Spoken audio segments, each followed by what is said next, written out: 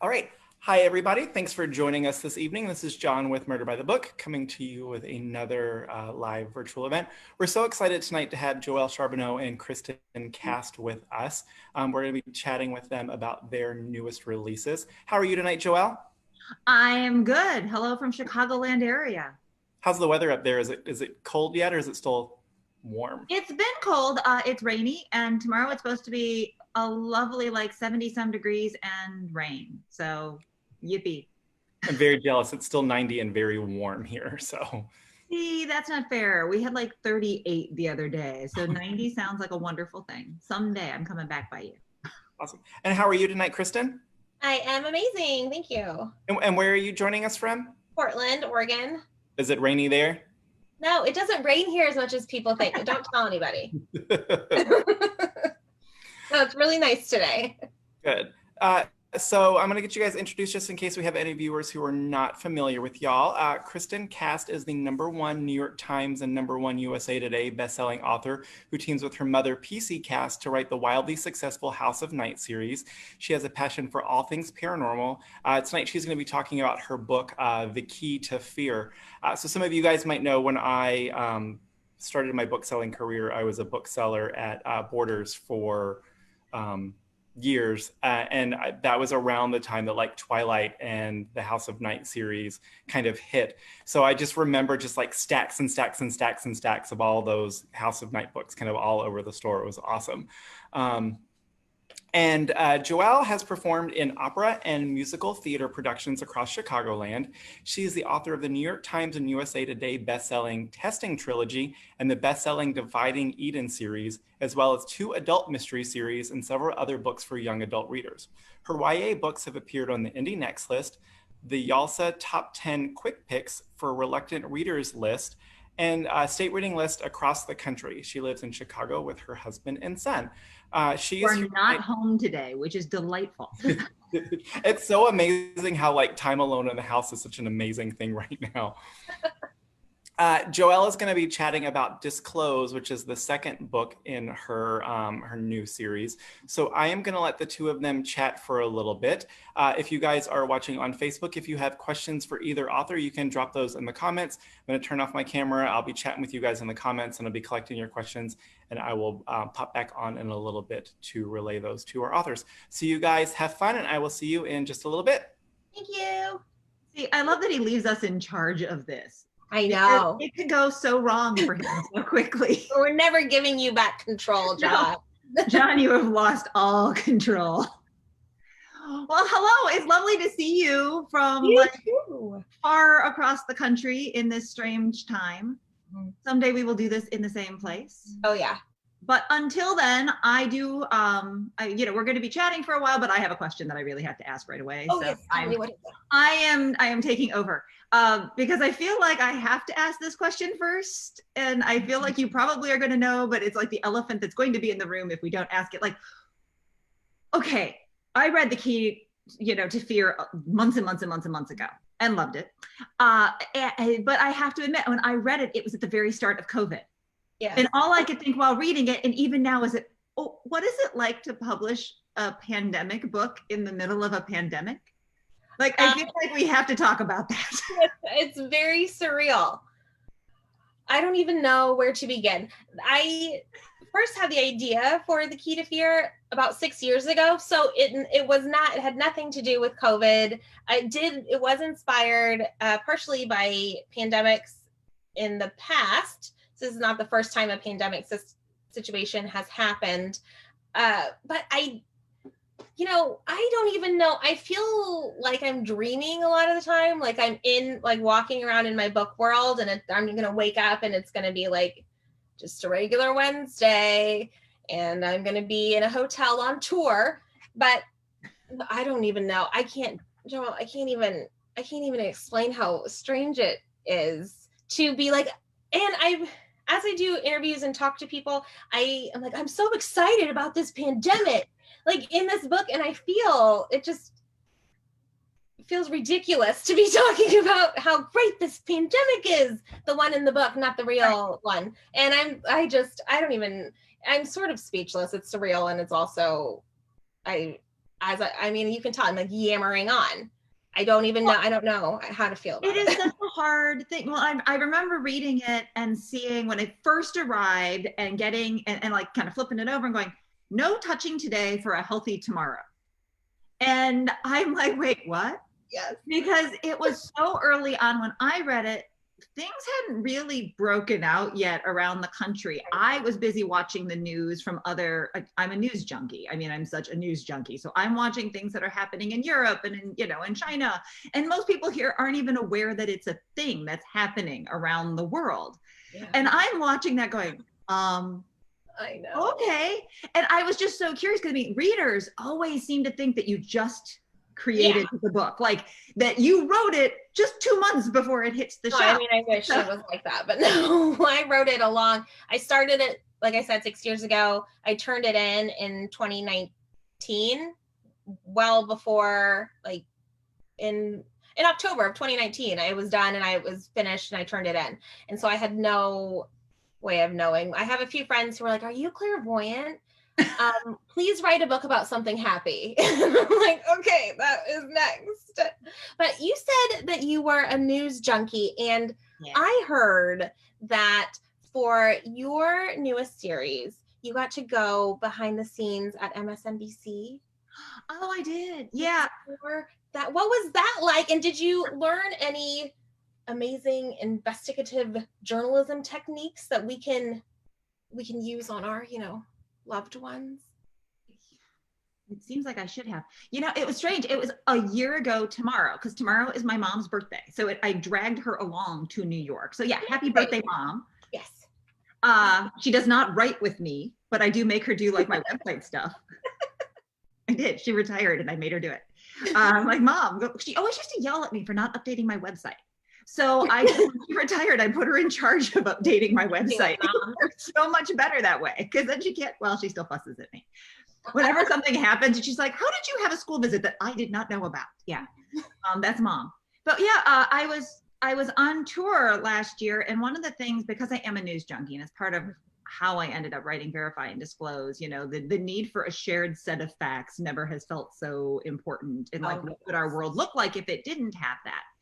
And the more I looked at how we would get to a place where people really didn't know how to verify anything anymore, and you have to take out the free press, and did a lot of historical digging into the free press, and I've always loved really great news journalists and people who are so facts driven.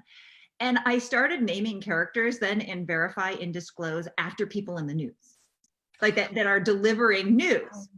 So there is all sorts of things, all sorts of people in there. There's a character with the last name of Schmidt after Steve Schmidt from the New York Times. And, Michael Beschloss, there's a Victor Beschloss, and it's from a historian that does a lot of reporting in the news. Yes, it's like Where's Waldo in the books for news junkies. And so there is a Principal Velshi. Mm-hmm. Well, when I was on tour, I think I was in St. Louis one day, and all of a sudden I get a Twitter DM from him saying, hey, I just picked up your book because I realized I'm in it. Is there any way I can get you to sign it? So yeah, I got invited to come. I was going to be doing a podcast in New York anyway. So I got invited to come to the studios and sign books for him and watch him. And he is just as nice in person as he is on TV. He was delightful. He was lovely to my mom. It was such a weird, surreal day. I think like for my mom's entire birthday in New York was like the most surreal experience ever. But, I did learn a great deal about even just watching behind the news scenes, because there is a big news scene in a studio in Disclose. So I actually got to do kind of some reconnaissance, and great research. Okay. What they look like and how the studios are set up, and, kind of if you have to break into a news studio, how would you go about doing that?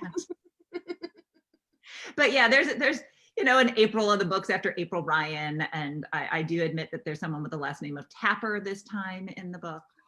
Ooh, okay. I just finished Verify. I'm so excited.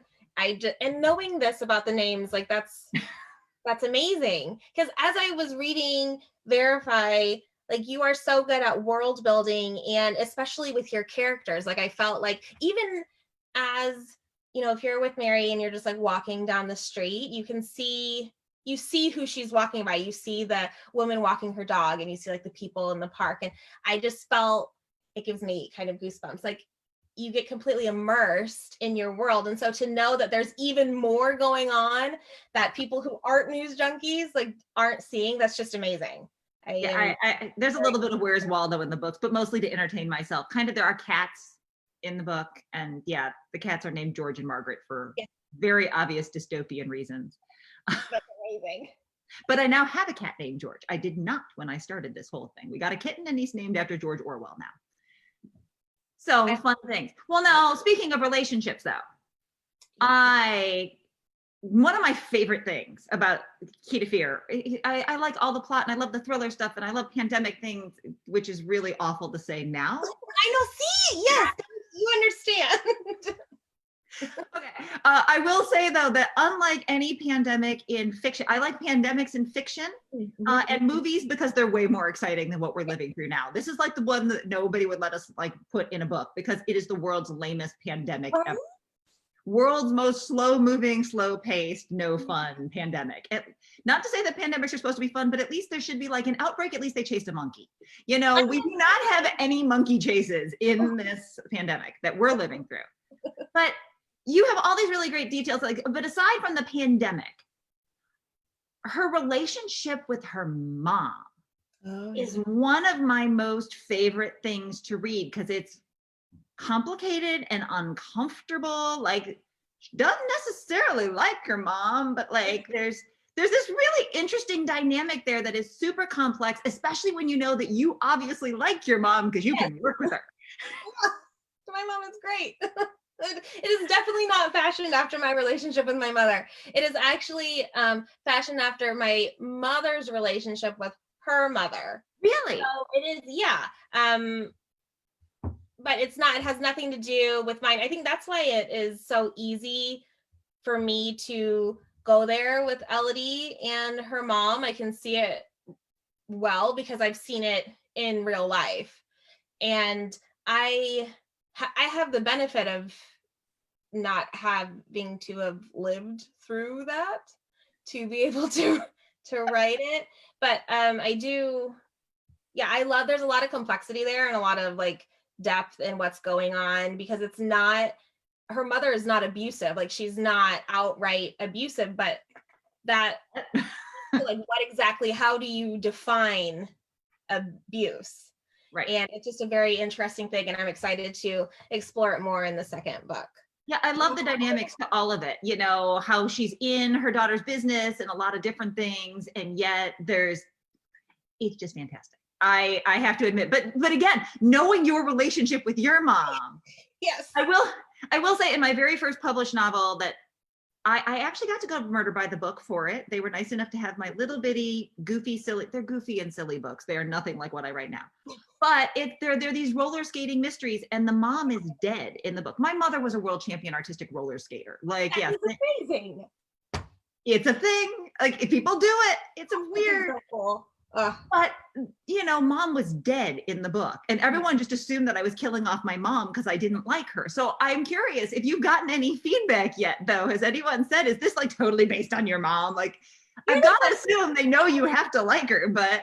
Yeah, I mean, I kind of thought, and she and I had talked about this too, because she's read the book and it's so funny because I'll take things that she says to me in jest and I made them actual things that Elodie's mom says to her, and she's like, "Oh my God, I say that." But no one has said anything to me about it. And Phyllis and I were convinced that somebody would be, you know, say, "So secretly you actually hate your mother." But no, you're the first person who said anything. Well, and just because I mean, I'm so aware that you write with your mom. Yeah. And I can't even begin to imagine what it's like to do that because. I mean, my mom is wonderful at proofreading my stuff and like I give it to her and go, "Mom, tell me if I found anything." She's always like, "Well, I found a typo." You know, my mom, she's great for that.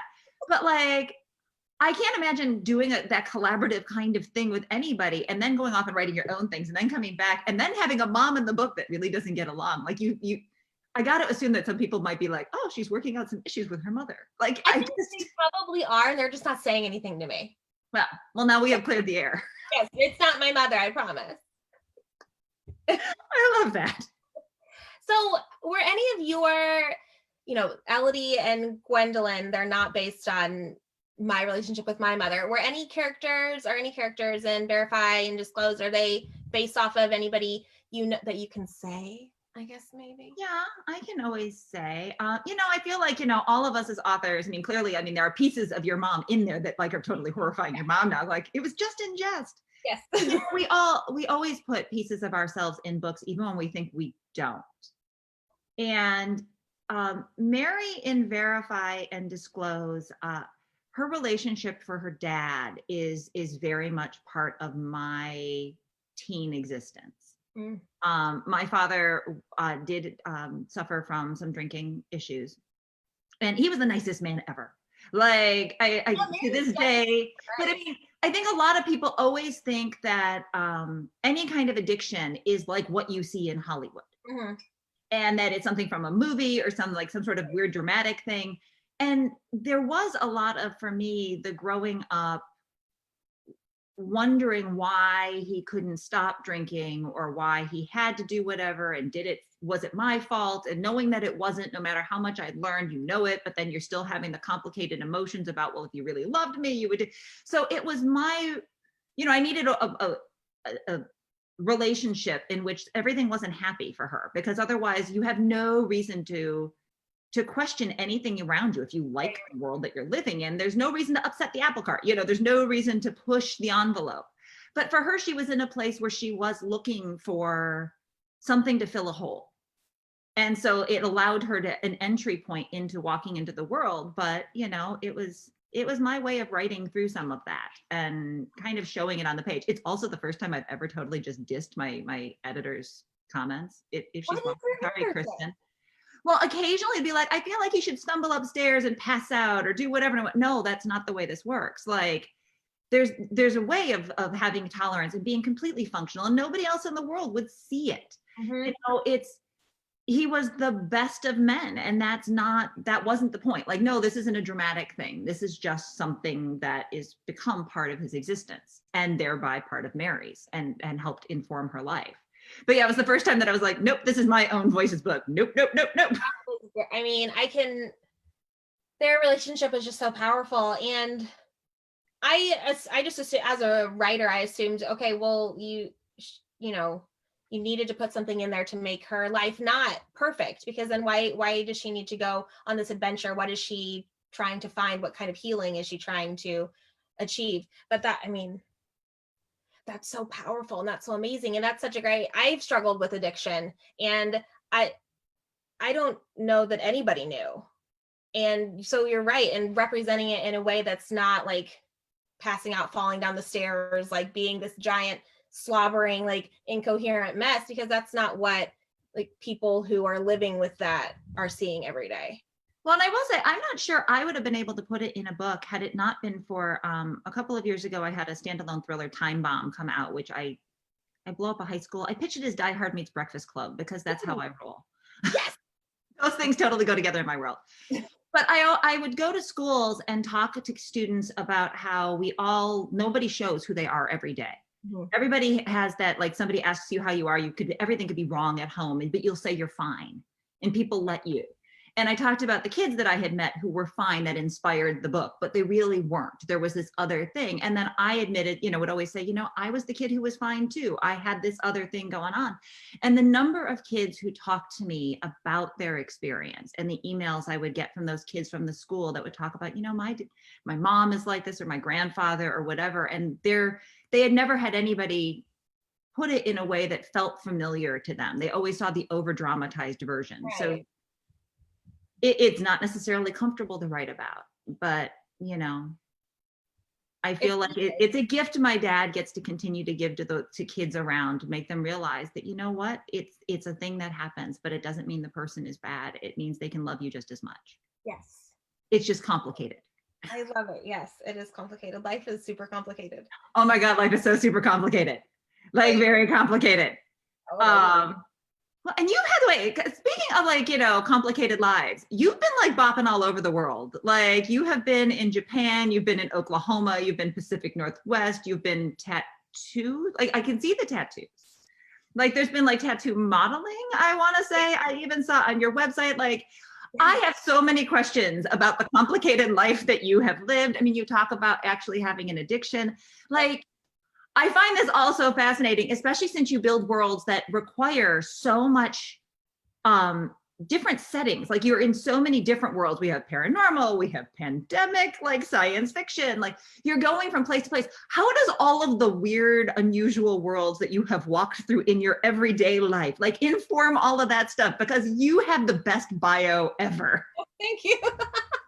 It's definitely given me a lot to work with.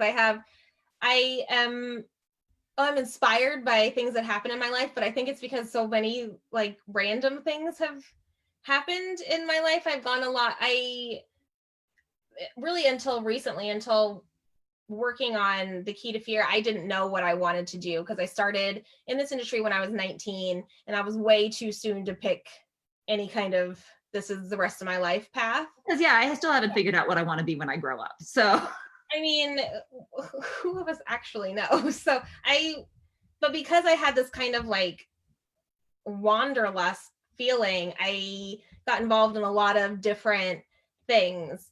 And I have a lot of book ideas now.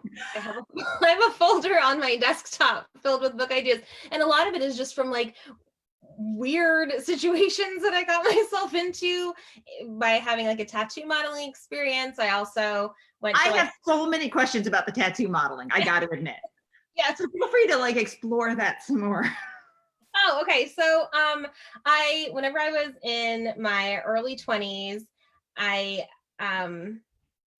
was a tattoo model. So what would happen is I have a few tattoos that I did not pay for, and they were tattooed on me and by one artist, and I would go around to different like bars and stuff, and wear very tiny clothes and advertise with this artist, and I was an advertisement.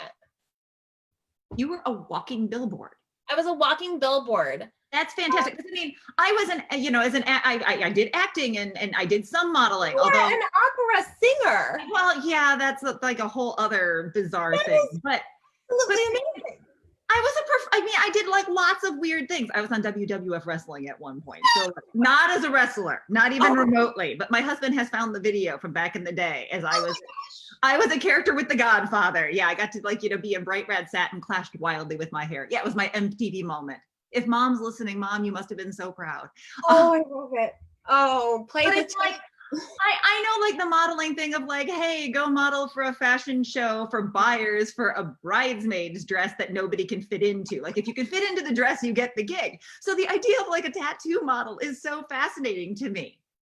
Yeah, it was very interesting. Full disclosure, this was during my addiction.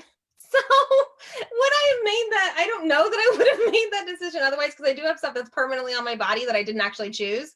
But it was a lot of fun. I learned a lot about different types of people, because I was around a lot of people I would have never been around had I not been a walking billboard. And so that's the best thing ever. So when I look back at it, I'm like, that is so right. And what's even like more strange is that I went into the situation just being like, oh yeah, this is a great idea. This is normal. Like, who doesn't do this? I think that in the year 2020, we have realized now there is no normal. That's true. Like, normal no longer exists. It's a figment of all of our imaginations. There is no normal, none. No. So go ahead, be a walking billboard. Oh no, I would bruise badly. When I was in WWF wrestling, I got insulted a lot by the announcer, because that's what happens when you get screen time, is the announcers insult you. Oh, and one of the announcers, that like their favorite insult on me was I was so white, I was transparent. So I mean, very original. And it is true. I totally reflect light. And if I bump something, I bruise wildly. So just imagine me getting a tattoo. I would be bruised for my entire life. Oh my gosh, I wish I could see that. Oh, that's amazing. That's an amazing thing to have. My God, it's so strange. If Big I hair. would have known before. Very, very big hair. Oh, yes. I will have my husband has taken screenshots of the video. He taunts me with them. It still does exist out there somewhere. Me and the Godfather. And if anyone knows the Godfather out there, you will know what kind of character I played. It's a thing. We've totally gone off the rails. I know, right? But that's okay. Wait, we were talking about though, but tattoos are something like as an actor, often I don't get to, like a stage actor especially, you often don't get tattooed. Because if you, trust me, I've known the tattooed actors that suddenly have to spend an hour and a half every day trying to cover the tattoo. I mean, it's such a personal thing with skin and touch and feel. Because I mean, it is something that's an amazing artistic statement.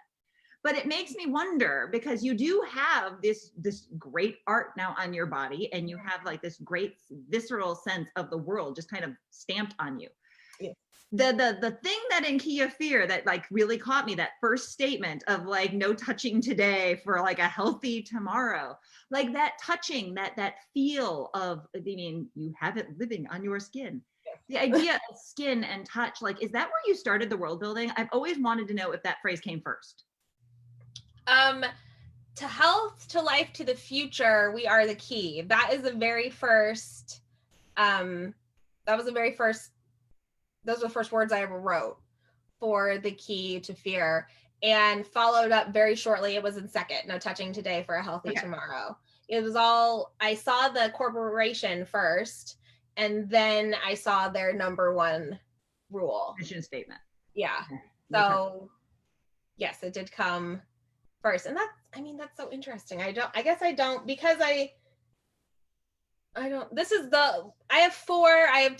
is really big, but I have two other very big ones, and then a smaller one, and the small one and this one are the only two I've actually chosen.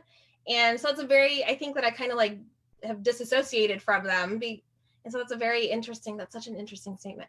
But yeah, the no touching today for a healthy tomorrow it was almost first. Because I couldn't imagine how to do any of the world building without having that piece to begin with. Like I was waiting to see what the entry point was, but looking at the art and everything else on you, I'm like, oh, there's like such a visceral sense to everything that you were talking about. So.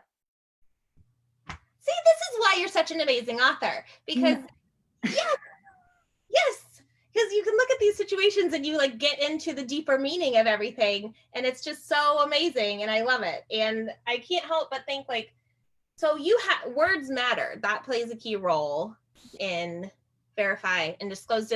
Was that something that? Oh, that was the catalyst for the whole series. Well, the catalyst for the whole series, because I was working on something else when I was starting this series. I did not intend on writing it.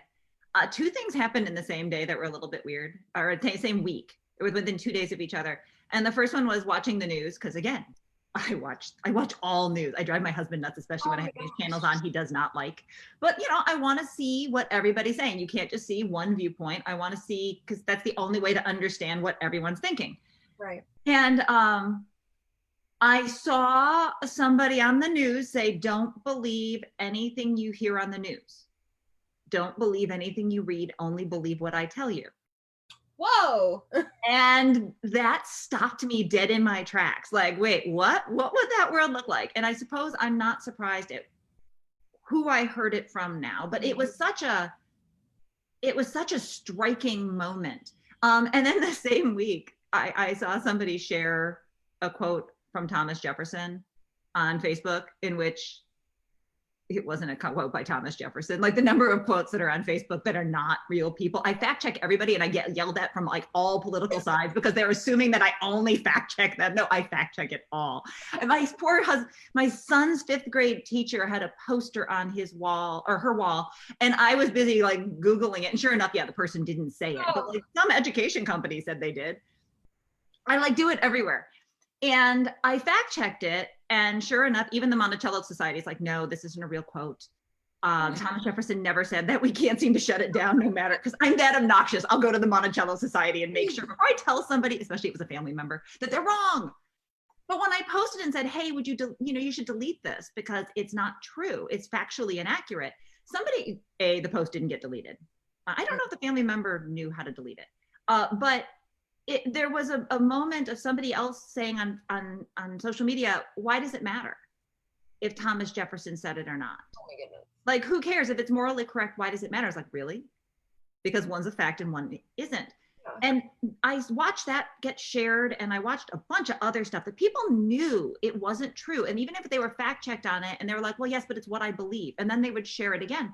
And it started really making me realize how every time somebody else reads those words on a screen, that begins to alter their reality for themselves, little by little. Because, you know, Verify and Disclose are dystopian books. I've written a dystopian series, you know, there's typically a war or some sort of, you know, pandemic, or there's something that's bad that happens to the world that makes you go there. But I was watching the world change little by little by little with each Facebook careless or sometimes incredibly intentional Facebook share. And it was altering other people's realities just with words. So it was me trying to explore, okay, I've been an actor. I'm a writer. Obviously, I know words are important, but how much power do they really have? Could there be ways to alter an entire country without anyone in slow motion not realizing it's happening? And for people who might have realized it had it been just a really quick change and worked against it, because it's so small that they just go along with it because it's easier. Like, how many people just go along with something because it's easier? You know, your relative at the Thanksgiving table, you know, because, you know, you don't want to start a fight, so you let it go unchallenged, you know. It's often easier. Well, that willingness to accept, at what point does that become some people's reality? And then it was mostly, the books were written specifically, not only just for the power of words, but to answer the question for myself, because I always have a question that I have to answer for myself. It's the part of the reason why I can't outline when I write, because I really don't know the answer. But was how do you get people who think they know the truth to actually look at facts? And how do you get people to use those facts to actually change their minds? And regardless of where, anybody who spends any time on Facebook, I feel like that question feels more and more pressing every single day. Or when you're flipping one news channel to the next, it starts to feel like you're living in a completely different reality from one to the other. And how do you manage your stress level? I don't. Because I can't do it. I will say I'm not sleeping particularly well some days. You know, the one thing that helps with my stress level is actually talking to teens. I have done so many virtual school visits through the spring, starting of COVID especially. I mean, I love in-person school visits, but obviously we're living in your book right now, and I don't get to. We're not. Your pandemic's way better. That's so wrong to say. I really am feeling your pain at this moment. And how do you say that? This pandemic's cool. But talking to teens, and specifically about the power of their words. And part of it is, you know, the more I've looked throughout history and like doing the research for these books, research is sometimes my favorite part, but doing the research and being able to look at all of the teens that often get excluded in their history textbooks at school. But it's always teens that are out there leading the charge on any issue. And it never fails that it's the adults that make it their way into the history book several months later that do whatever, but they're the ones at the forefront of whatever movements there are. They're the ones that are always demanding better. And the teens today they are paying attention. They are sharp. It drives me nuts every time someone says, oh, a teen couldn't possibly have written that, or said, like, somebody else is controlling them, because I'm telling you right now, that is not the case. They are paying attention. And when they use their voices, the world is a better place. Yeah. And I trust them all to use their voices. And it's funny because so many people are like, oh, you can't count on teens for anything. I'm like, no, I'm really counting on teens to go out and create a future that is better. And I know after talking to them all the time that they really can. So. Yes. Thank you. Yes.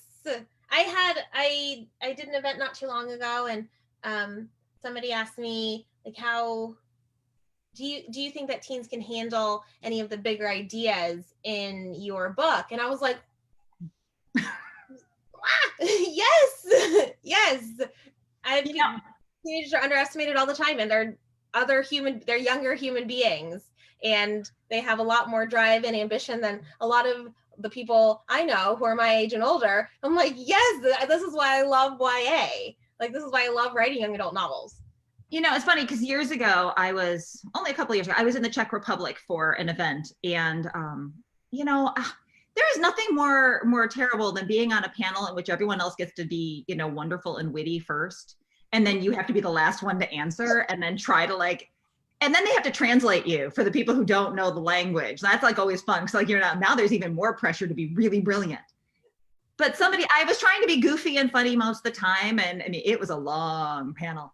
And we got to the end and someone asked, why do you like YA? And the various panelists were talking about how it allowed them to explore their selves back then, or, you know, everything's immediate as a YA author, you know, or as a teen, it's your first, and that's really important. And yes, but it was the first time and when I was asked it that I answered something I never thought about it before. Because I just did. I wrote it, I liked it. There are reasons, but I love writing YA.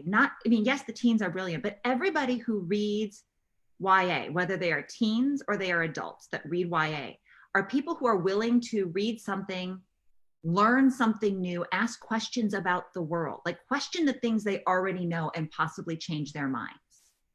And it's my favorite thing about writing YA, and especially talking to teens, because they are out there ready to learn and ready to decide what they believe about the world. And there is nothing more powerful than somebody who is willing to change their mind.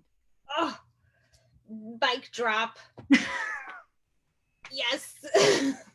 I love it. Oh, wait, we got John. Sorry, John, we're busy yammering over here. No, it's great. So actually that kind of led into a question that I had, and we've got some questions from the comments too. So you talked about kind of why you like to write YA. Do you guys read in the YA genre as well? And like, what kind of YA stuff do y'all read? Well, clearly I read her book. Yeah. I read her book. I tend to read, oh gosh. I don't know that You can take us on a tour of your bookshelf. Oh yes, I have some Laini Taylor. I have a lot of Pin Tip Done, Elodie. Emily Suveda, Elodie, that's my book. That's a character. I know well, it's an easy slip. I mean, come on, another plug. Yes. I like a lot of thriller. I think that the only thing I don't read a lot of is fantasy, just because I'm just not really a fantasy gal. It's not totally my jam. There are some fantasies that I just like absolutely adore, but I tend to be very like, give me murderies. I like murder, blood, horror. Yeah, I'm so happy that like YA thrillers are kind of having their moment in the last couple of years. It's great. Me too. Yeah. I am totally, I'm so glad for that, as one who's written some. Anything with a mystery or a thriller in it, like give it to me, I will read it. I mean, my first published mysteries were goofy, silly books, but you know, they were mysteries because it's what I read, it's what I loved. Anything with a puzzle. So, I mean, no matter whether I go from contemporary to science fiction to fantasy, you know, whatever, I have to have a mystery or anything. But yeah, I read everything. So, I mean, I love, there was somebody in a school the other day that asked me what I was reading now. And I'm like, I don't know, should I be telling you that I'm reading Big Dirty Money by Jennifer Taub? That's like a whole thing about like white collar crime. Probably not going to be your jam. But I love historical fiction. It's one of the few genres I can't imagine writing in because I'm so terrified I'll get it wrong. Oh yeah. As much as I love the research, I mean, just getting history wrong would break my heart. So I am not sure I'm ever brave enough on it, but there was a YA historical fiction that I just fell in love with recently. I read it I bought it way back when and read it, and then read it again and fell in love with it more, which is Open Fire, which is a World War I Russia. I know, with a female lead fighting for her country, but is it really like, you know, fighting for that national belief? Is that really what you should be fighting for? Are there other things out there and other questions you should be asking? It's amazing, and it's got girl power. But I love historical stuff. I love anything mystery thriller. We have an entire J.D. Robb collection, I think. I was gonna say. Barely noticeable. Like those covers with all the colors are hard to miss. But yeah, I read just about everything. But I read in YA, but I also read adult books. I love the adult books. Because I feel like YA tackles so many themes that adult genre books aren't allowed to tackle, or they can't really take head on in a way, because their editors are like, well, yes, but adults are mostly reading for escapism. At least that's often what I was told. Whereas, you know, you can totally dive into things that everyone's like, that's a YA novel? Yes, it is. That nobody, and my editors never once blink. So maybe that's the reason why I like YA so much in reading them. You never know what you're going to get, but it's always really good. So we have a few people that mentioned in the comments that they are new to both of y'all. So we've talked a little bit about kind of new books in generals, but I'm going to put y'all on the spot. You guys want to give us elevator pitches for your new releases, or Joelle for the whole series, if not kind of the new book? Let's start with you for yours, for the new one. Sure. Yeah, okay. Well, hi, I'm Joelle, if you hadn't figured that out by now. Verify and Disclose are just 2 books. It's a duology, so we're done. But it is near future, so 7 years in the future, and it's a world where words have been taken out of our language, and with them the ideas behind it. Words like verify, so nobody knows how to verify a fact anymore. In fact, they don't actually know how to question anything. So our heroine is Mary. She is an artist, which I am so jealous of, because I cannot draw a stick figure well. Like, I'm the girl you play Pictionary with if you really can't draw, because we know the blob. Oh yeah, that's the Taj Mahal. And everyone's like, what? You know, so really I am that girl. I can't draw anything, but Mary can. And one day she is handed a piece of paper with a word on it as she's going around looking for the inspiration for an unfinished painting her mother left behind. And on it is a word she's never seen before. So when she looks it up, she sounds the alarms, like computers go off, and the police are called, and she starts to realize that, yeah, there's something weird going on here. And she starts to meet other people who know about the fact that words have been taken out of our language, and that their words have a real power, sometimes more power than we give them credit for. They can change an entire country. And in Mary's case, one wrong word really can get her killed, as she searches for facts and tries to find a way to make sure that people believe them. And in essence, tries to change the world, because teens change the world. They really do. That's a perfect elevator pitch. How about you, Kristen? I have to apologize first because my dog won't stop barking. And what's the dog's name? You got to introduce the dog then. His name is Hobbs. He's upstairs. I'm in my basement. He's upstairs, which is why I can't get him to stop barking. So I apologize. I don't even know what to do about it. It's just embarrassing. It's all right. It's delightful. I'll try to make my cat howl. I have a cat that howls whenever he loses a marble. He likes carrying marbles around, and he just loses his mind. And he's loud. So the key, I'm Kristen Cast, first of all. The key to fear is, thank you. I'm a great Vanna White. I love it. Is 50 years after a pandemic that is spread by touch has decimated humanity, and a pharmaceutical company, the key, has risen to power. And in The Key to Fear, we first meet Elodie. She's a 17-year-old nurse who wants way more than the path that the key has laid out for her. And she nearly bumps into Aiden, he's a wonderful bad boy who has more secrets than he's letting on. And even though this is a story of how their relationship, moves them forward and into different, and some would say better lives, this is not their love story. Instead, it's a story of self-love and hope and determination. So it's told 3 different points of view, 3 characters of color. We have Elodie and Aiden, and Blair, who's this amazing woman who is going to light the patriarchy on fire. So it's full of pandemics and goodness, and that's my I hope that the elevator was only going up like 3 flights and we got off. So Joelle, so your assistant / mom has asked if you could explain if people can go to your website and sign up to be stewards. Hi, Joelle's mom. Mom, happy birthday tomorrow. In the books, there is an underground movement that is trying to restore facts and real books, because books have been removed from our world, because as we all know, like the rise of ebooks, especially in schools and everything, makes it awesome, you know, for people to, especially for authors, you can send us a typo and we can tell our publishers, and then like they push it out on people's ebook editions, like poof, it like magically changes. Please don't send me typos. Huh? Don't send me typos. No. I always love the author pages. I think Cherry Priest is one that's going, yeah, I don't care about that typo. Like that's in her fact statement. It's one of my favorite things. Yes, you found a typo. Congratulations. No, I don't care. Anxiety. I don't want it. But like you can do those things on ebooks. That's part of the reason why they've taken all of these paper books out of circulation. Like it's better for the environment.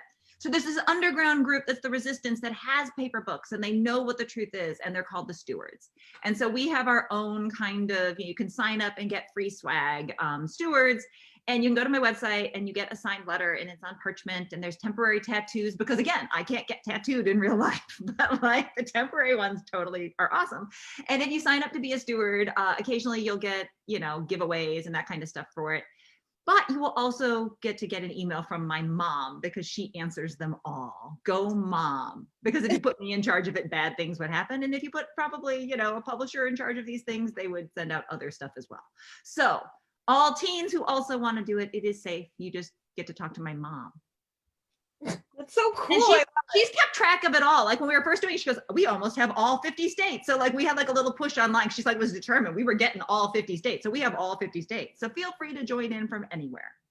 Awesome. So we had kind of similar version of the same question. So were there any challenging parts for either of you while you were writing the book, or what was the hardest thing about the current books that you're working on? Let's start with Kristen this time. When I wrote The Key to Fear, I was struggling with postpartum depression. So it wasn't actually anything to do with writing a dystopian novel or any of my characters. None of that was difficult. It was like I was having difficulties, and anyone who has like anxiety or has struggled with depression knows that when you're going through those periods, it sucks out all of your creative energy. So I was having a very hard time being able to give anything at all to building a world. And it put me in a position where I wrote the book very quickly, not like a flax, but definitely depression motivated. So that was the most difficult thing for me, was like a personal struggle that was happening.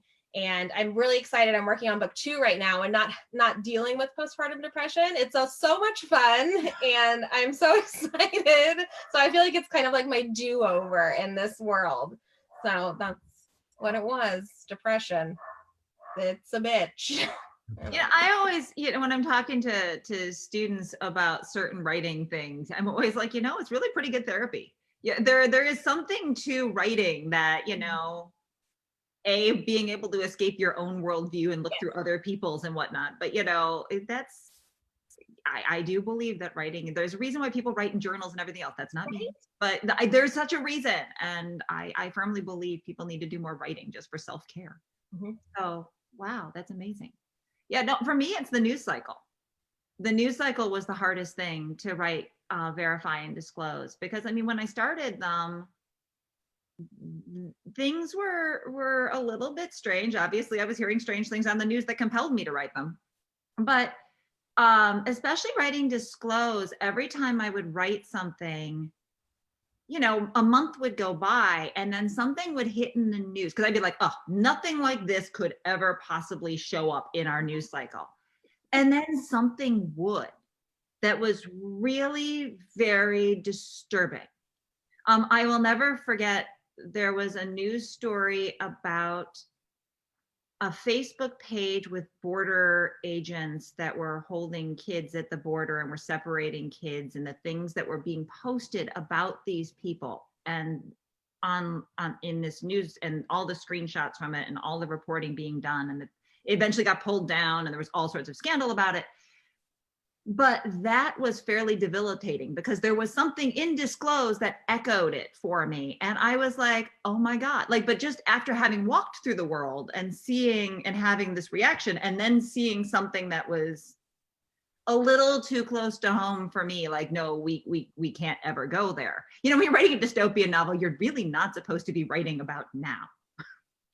You're supposed to be writing about an issue maybe now that people are willing to talk about because of a dystopian novel, and you do it in an extreme way so people can see other things, but you're not really supposed to feel like you're talking about now, which is probably the reason why Kristin and I make a wonderful duo at this moment for anything. We are going to just take this show on the road. We are like the now books. Yeah. Yeah, it's I don't know what else to say to that. You're 100% right. It's crazy when you think, because you hear writers say all the time now, like, I could never put this thing that happened yesterday into a book because nobody would believe it. And well, then the next day, it's when you put them all the things. When you look at like the entire week of things, that's like our favorite moments. My favorite Twitter game now with people is when someone's like, I could never put this in a novel. People's like, and we start commenting on, oh yes, that's too over the top. Oh, it's unrealistic. No one would ever buy into this. Like, oh, there's not likable characters in this story. Like, my favorite Twitter game is going through all the comments that an editor would make and throw out there. Yeah. It's like there's that joke now that, like, you know, in the future historians are going to have to like major in like a day of like 2020. Like, I have October 1st, I have October 2nd. Oh, you want to know about the 3rd? You have to ask that person because too much stuff happened on this one day for me to know all of it. It just says, I think as authors, we're all too plugged into like the world because that's where we draw so much inspiration from. Because I have a lot of friends that are like, well, I never noticed any of that was happening. I'm like, where have you been?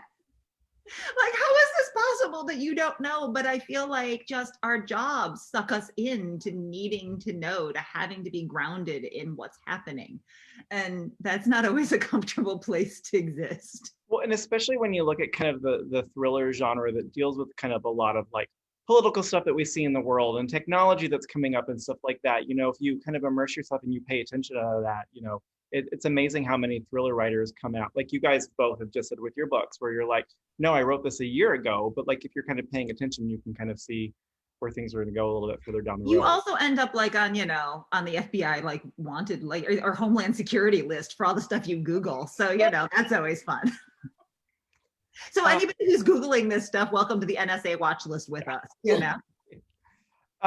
So we also had a question, who were your biggest influences as writers growing up? Either of y'all want to? I feel like Kristin's got a really great answer for this one. I mean, I grew up with my mother, but she didn't start publishing books until 2000. Well, I was like 13, I guess, maybe. I don't know, math. I was not a humongous reader when I was younger. I read, like in middle school, I read Richard Preston. I love Richard Preston so much. That's part of the reason that The Key to Fear is about a pandemic, is because of Richard Preston. But that's the kind of stuff I was reading. I was books like, there's one behind me, it's called Spillover. It's a whole book about viruses throughout history. Like, that's the kind of stuff that I was reading. So growing up, obviously it inspired me greatly, but I don't have any authors that I think anybody would really, other than Richard Preston, that anybody would really know, because I was reading these like obscure, I would go to the nonfiction section of my school library. I remember this. And I was like the only person who ever checked out like a book about the flu. And I was like, I'd read this book all about all the different flu strains throughout history. Like, that was me. I was that person. You have been preparing for the year 220 your entire, like 2020 for your entire life. Like, really, you have. You have lotto numbers for all of us? Because I feel like you've got like some sort of like start playing sense thing. Writers that inspired me. Well, I wasn't a writer in school.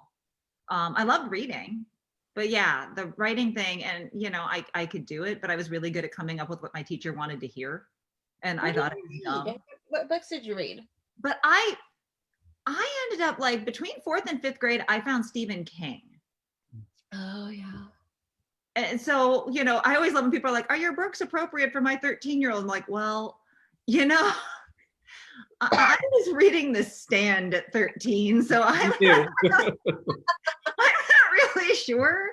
Well, in 7th grade, I read Misery, which rereading that after becoming an author has become it was disturbing then. I got my mom reading again, because she wasn't like, she would read short stories and stuff, like collections of that, but she wasn't a reader. And that was one where I gasped at something happening. She's like, what? I'm like, here, you must read this awful thing that just happened. And she was like one of the first in line with me and one of my friends. We all went to the movie to go see Misery.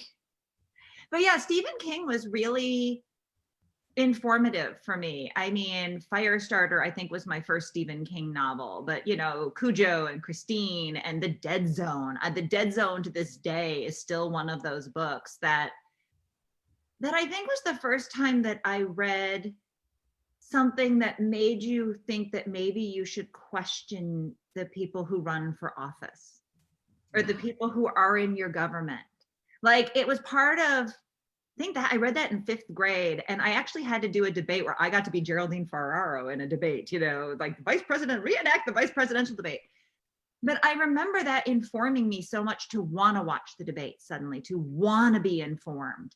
That, I mean, Stephen King really, I mean, here I'm writing Verify and Disclose now, and it's all about questioning your world and making sure you're verifying things. And I feel like you can probably draw as I say this, not realizing that this was going to be a thing that I would come up with now, you could draw a direct line back to like me reading The Dead Zone. That sounded very profound, and I'm not that profound, really, even. I also can't believe, Joelle, that I've known you since your first book came out, and I didn't know until tonight that you were on WWE. I can't believe that's never come up. WWF, not WWE, because that's how old I am. That was early 2000s, yes. No, yeah, that was one of those weird jobs that you do as an actor, and you try to pay the bills, and like my agent sent me to do WWF wrestling. So yeah, that's my big MTV moment. That's so cool. I just think it's real cool. I do too. It's such a weird thing. Like, yeah, I've also sung for a president, but like that's not near as cool as saying WWF wrestling. And the pictures like wouldn't be near as interesting. We should decide. We will be the judges of whether or not the pictures are interesting. Right. Oh, the bright red satin with the big red hair. It's such a look. Like red satin bolero jacket and red satin capri pants. Yes, it's a look. Well, you guys, thank you so much for joining us tonight. I'm so sorry that we're not able to actually do this in the store. We'll have to get like a do-over when our pandemic is further in the past. We can have Kristen come talk about her fun pandemic. Her fun pandemic in a way where we'll be like, oh, a pandemic, how quaint. I'm totally on board for that. So if you guys tuned into the chat late, we have been talking with Kristen Cast about her newest book, The Key to Fear, and Joelle Charbonneau about her newest book, Disclose. You can order both of them from Murder by the Book. I've dropped links to books in the chat. Wanted to give a quick store update. At the moment, we're still doing curbside pickup throughout the week and appointments on Fridays and Saturdays. But we're super excited on Halloween, October 31st. We're officially throwing the doors open. You'll be able to come in and browse without an appointment. Of course, masks will be required. We'll have hand sanitizer, and we're gonna limit the number of people in the store at a time, so we can still do social distancing and all of that. But we're so excited to be able to see customers and not just wave at them through the window or try to help them over the phone. So definitely come if you're in the Houston area, come visit us. Of course, if you're not comfortable coming in, we're still happy to do curbside pickup. You can get info about all of that stuff on the Murder by the Book website. Joelle and Kristen, thank you so much. Can I say one more thing? Oh yeah, of course. Since you didn't say it, I would like to tell everybody who might be listening or listen to the recording, please support your local bookstores. Right now, more than ever, we need books, we need the written word, but we need the people who are in the community selling books. They do so much important work with our schools. You know, they are part of the thriving community, and we need to make sure that, well, it's sometimes, you know, convenient to click a button on some other websites and buy books. Going through your independent bookstore really does mean that the next generation of readers will always have them there, and your schools will always have them as a resource, and your community will have them as a place to gather, because they do so much important work, and we really need them more than ever. Thank you. I appreciate that. You know, we've been really lucky to have a really great support system throughout all of this, which is why we've been able to kind of keep our doors closed and keep kind of the staff and everybody safe as long as we can. But yeah, it's definitely not easy. And I know not all bookstores are as lucky as we are. So if you guys aren't close to bookstores, we all ship. I know a lot of people don't realize that, but we can ship just as well as other companies can. So thank you so much for that. So you guys have a really great evening. It was really great chatting with you, and we will talk to you soon. Thank you. Bye.